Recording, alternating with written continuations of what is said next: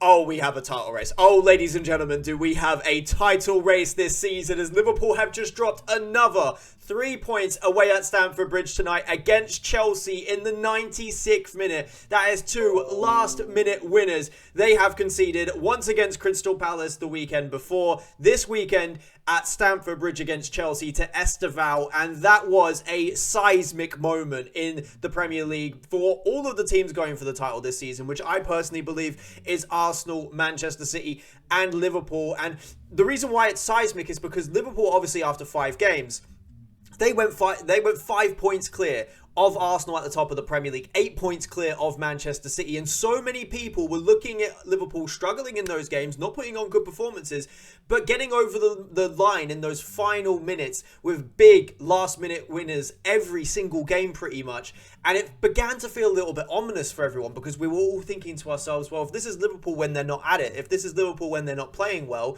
what happens when all their new signings get that little bit more chemistry together, they start clicking? And we were all starting to be a little bit worried that Liverpool were going to run away with the Premier League this season, but that looks very far from the case. That is now 3 losses in a row for Liverpool, back-to-back Premier League losses, and it has completely opened up the Premier League title race. Now, Arsenal have now gone to the helm of the Premier League, 1 point above Liverpool after their 2-0 victory over West Ham today, and this opens up a massive opportunity for Manchester City as well, with a game against Brentford this weekend, a game you would expect Manchester City to go and win. If Manchester City can get across the line with those 3 points, then we have a real serious situation to talk about with the title race, and I expect them to do so. But let's talk a little bit about that Chelsea game, because I thought that Chelsea were a little bit lucky overall in the game, if I'm being completely honest. I saw a lot of people saying that Chelsea deserved to go and win the game, and on one token I can understand that because they finished the game better out of the two sides, but I will say that Liverpool did have a good amount of chances in that game to bury Chelsea. I mean, in the first half they had a few chances. In the second half they also had some really good chances, and we'll talk about some of those chances and who they fell to in a little second. But I thought Liverpool over the course of the game probably had the better chances of the two teams, but Chelsea were the ones that walked away with the 3 points. They were the ones that kept pushing towards the end. Obviously, that Enzo Fernandez header at the back post, they missed that. You were starting to feel like, oh, is that it for Chelsea? But no, they bury it in the last minute of the game. Esteval at the back post. Esteval, that's a massive moment for him, by the way.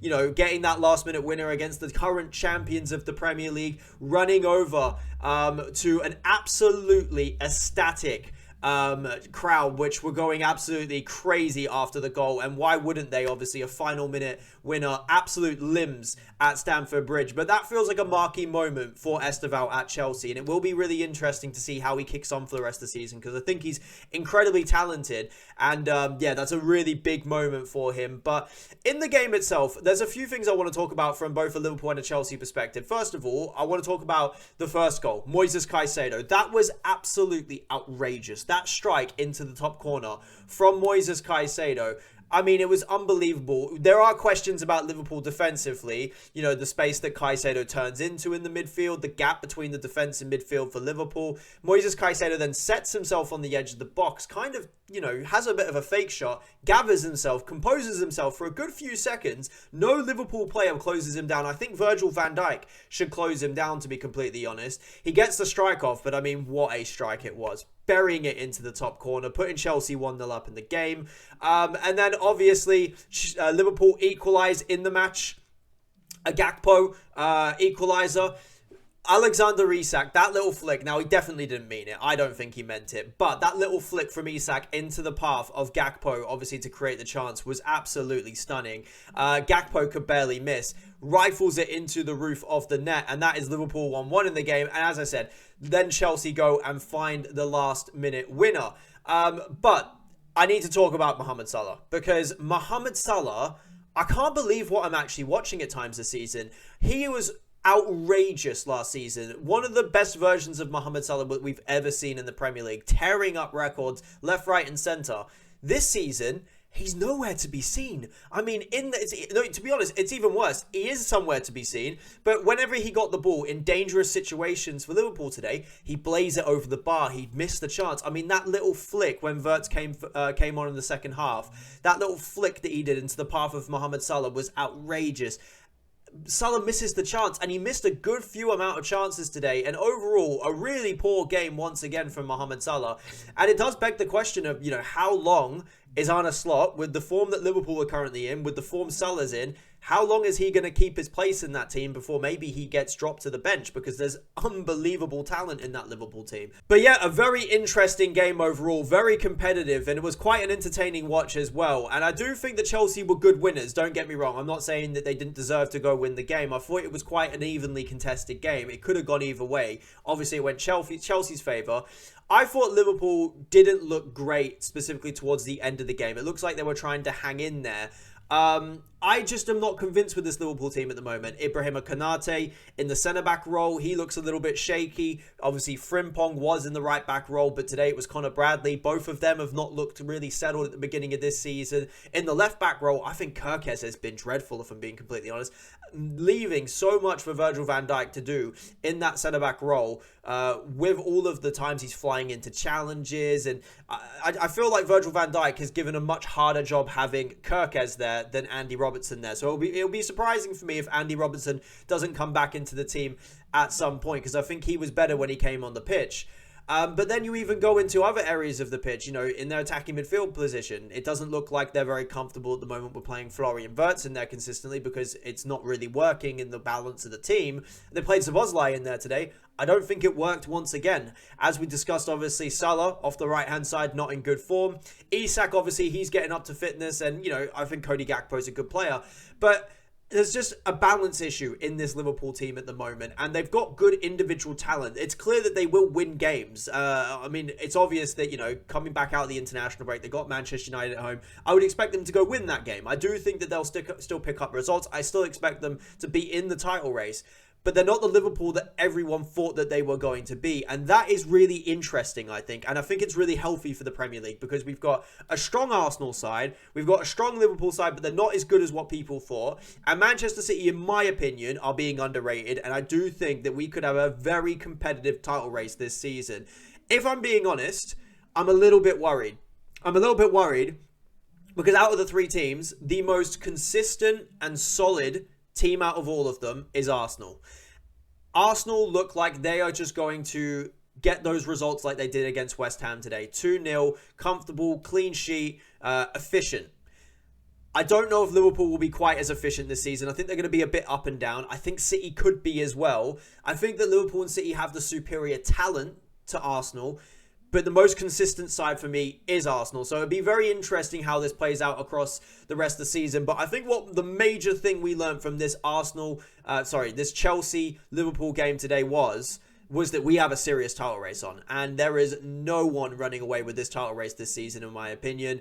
As I said, Arsenal are now at the helm of the Premier League, 1 point above Liverpool. City play tomorrow against Brentford.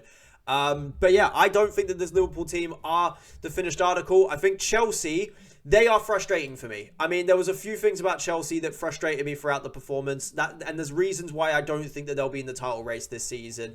At the back, I mean, they've got a plethora of injuries now in that centre-back role. They picked up another 2 injuries today to Badiashile, and I forget the other centre-half. They've been rotating so much. I forgot who the other centre-half even was that they had in there now. But they had 2 injuries in the centre-half position. That's now 6 injuries they have at centre-half. On top of the fact as well, they have a goalkeeper I don't think is good enough. I just think that Chelsea are a little bit weaker than the rest of the sides. I don't look at their forward line and think that they're as consistent as other teams as well. Garnacho had a good game today. João Pedro was a little bit not really in the game that much, but João Pedro, I don't think he's the striker to take Chelsea to the heights that they want to get to with a Premier League title or competing for the Premier League. And obviously at the moment they don't have Cole Palmer, who's going to be out for a little while. So I think Chelsea have a really good team. I think Moises Caicedo is absolutely world class. I think he showed that today, obviously scoring the goal, but just his defensive work, his overall industrious work rate, quality on the ball. I think he is a top midfielder, and he's up there amongst the very best in the world. I also like Lavia. I think Enzo Fernandez has found a new lease of life under Enzo Maresca as well.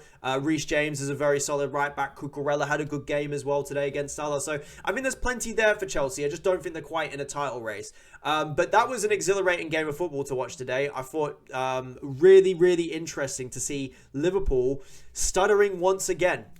They've not been great. They've been beaten beaten by two good sides, if we're being honest. Chelsea are a good side, away at Stamford Bridge, difficult place to go. Away at Crystal Palace the game before that, again, another tough place to go. And even the Champions League game, away at Galatasaray, tough place to go. So these are tough games that Liverpool have been on the wrong end of in the last 3 games. However, I think it tells us more than enough that we need to know that they've not got over the line in these last 3 games. And in all the games before that they were winning, the majority of them were not good performances. They were not convincing performances, and they were just getting over the line. So it'll be interesting to see how Liverpool develop throughout the season.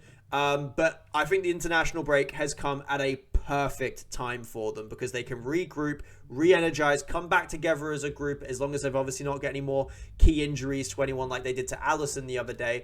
But they can come back from this international break and kind of refresh. So it's a positive note for Liverpool in terms of the international break. Obviously a massive positive note going into the international break for Chelsea with 3 points.